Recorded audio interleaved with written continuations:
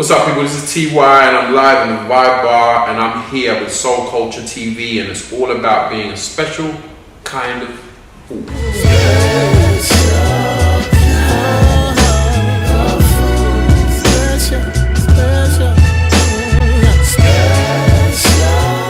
I probably am not a father because of this. I probably am not married because of this. I'm 100% addicted to making music. It's my calling, I know that. And because I know it, it's a silly thing, like I don't even communicate with other artists about it. It's like, you know, if I'm out and about and I decide to go into a thrift shop, I'm not going in there for clothes, I'm going in there to records. I will look for a record, a strange record, anything. I don't even know why I'm looking for it, but I'm always, that hunt is never stops. And you know, sampling and making beats and stuff. I even do it for me. I don't, like, a lot of people ask me to make beats for them and I don't. I won't make beats for just anybody. I won't do it because I'm addicted to making music for myself. I'm addicted to making music because it actually is something that I like. I can sit back, make some music or work on a tune and be happy with the fact that, okay, that's worked out. And it's the puzzle that I've solved in order for me to continue living and doing what I'm doing. So it's got nothing to do with the industry, nothing to do with commerce or, you know, the kind of way that things work. It's actually got something to do with my life and what makes me happy and what makes me continue to wake up and get up and do things. What keeps me making albums, what keeps me driven is the response to the music. So I think I would have given up making hip hop years ago if I didn't have the response that I get from fans, from people, from fellow musicians. I've met so many people that point their finger at me and be like, you know what, there's something about what you're doing. So, you know, you're more important than you think you are. And I get this a lot from the older musicians. I get this a lot from the Tony Allens, from, you know, artists like that. And it's really the response. It's doing performing live. I'm addicted to that. The response to the music for me has been the major thing because when I make the songs now, what I used to do is I used to make records and make songs and make tracks and, you know, there's some things that people used to know me for being able to spit, or I don't say the word spit personally, but rap, or, you know, be able to always come with some clever lyrics or blah blah blah. And I lost interest in getting respect for that. But what I have interest in is actually creating songs from scratch, not rapping over other people's instrumentals, but actually creating songs from scratch and knowing that, right, okay, I've got to cut a corpuscle out of my particular body today and place it on the table, mix it with a beat, season it with a vocal, da-da-da-da. This works. This is the sushi dish that made my restaurant famous. Here we go.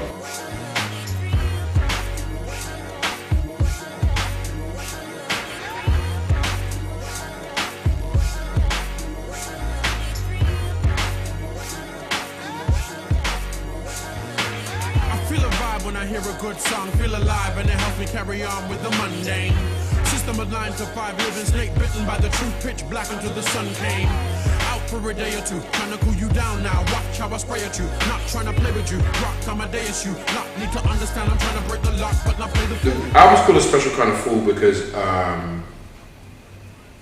the previous albums were leading up to a kind of legacy. So it started awkward, upwards, closer. So in a sense, I was awkward, wasn't sure about my place. Upwards, when I found my place, I thought, all right, let's take it up closer because I thought I was moving. And The Special Kind of Fool is an anti-climax to all of that. Because The Special Kind of Fool is like actually realizing that actually, you know what? The world doesn't work the way I thought it did. I thought it worked on the level of you work hard, you get the most things out of it. You work hard at being crafting away and you get you get to eventually be at the top or you number one or anything like that. It doesn't work that way. But what does work for me is I'm addicted to music. I'm addicted to making music, and sometimes people laugh at people that choose a pastime or a hobby that isn't necessarily straight away lucrative. And I felt like a fool in a lot of people's eyes because I was still chasing this belief that hip hop is important. And the reason why I call it A Special Kind of Fool is because basically you can look at me and maybe laugh or look at me or look at my culture and laugh, but actually we're very special in regards to the world place right now, in regards to music and what it actually means to youth culture in the world. Hip-hop music has actually inspired a lot of different communities and peoples that actually appreciate each other in a way that no other music has.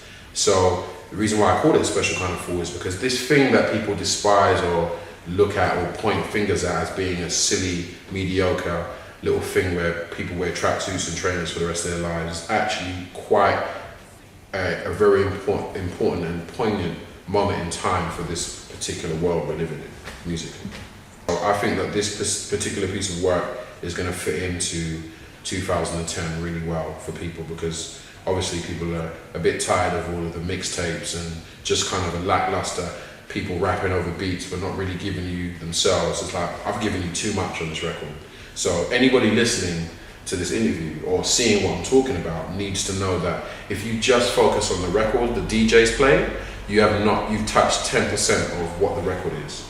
And it's really important for listeners to really just invest. Even if you don't want to buy it, just go online, find the album and take a look and listen and see what we're doing. Please don't rely on DJs to represent my music anymore, because I'm not making music like that anymore. The other albums are sometimes a bit more kind of, how can I put it, chaotic, based around music making, collaborations, touring, and whatnot, and teaching. This time around, it's really just a selfish project of, do you know what? I don't want to rap with you. I don't want to talk to you. No, I don't want to collaborate with anybody.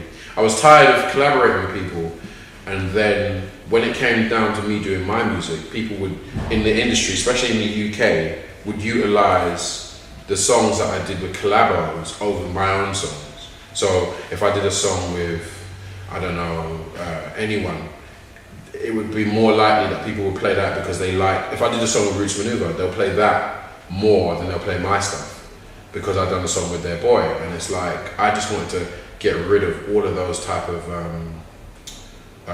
distractions, because I feel like I have a special place in hip hop music in the world, not just in the UK, and I just need to focus on that.